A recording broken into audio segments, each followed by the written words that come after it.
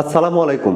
ঢাকা ৯ খিলগাঁও সবুজবাগ মুগদা এলাকার পরিবেশগত যে ঝুঁকি রয়েছে সেটি নিয়ে আমি আপনাদের সাথে একটু কথা বলতে চাই। বিশেষ করে এই অঞ্চলের জনসংখ্যার ঘনত্ব এত বেশি, এখানকার মানুষ পরিবেশগত বিপর্যয়ের মধ্যে রয়েছে এবং এর ফলে মানুষের কিন্তু স্বাস্থ্যগত ঝুঁকি দেখা দিচ্ছে।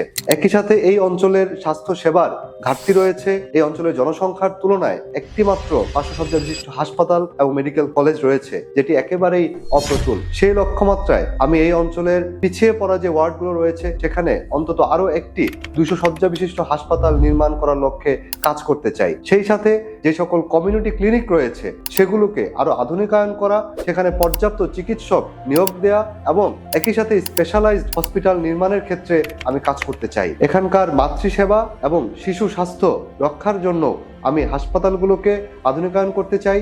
একই সাথে হাসপাতালে দালাল চক্র এবং অসাধু চক্রের যে দৌরাত্ম্য রয়েছে সেটা দমনেও আমি কাজ করতে চাই। প্রাইভেট যেসব ক্লিনিক রয়েছে এবং ডায়াগনস্টিক সেন্টার রয়েছে সেখানকার যে অব্যবস্থাপনা কিংবা চড়া মূল্য সেটাকেও কমিয়ে এনে জনগণের স্বাস্থ্য সেবাটা নিশ্চিত করার জন্য কাজ করতে চাই এবং ভ্রাম্যমাণ অ্যাম্বুলেন্স সেবার মাধ্যমে স্বাস্থ্য সেবাকে জনগণের দোরগোড়ায় নিয়ে যেতে চাই।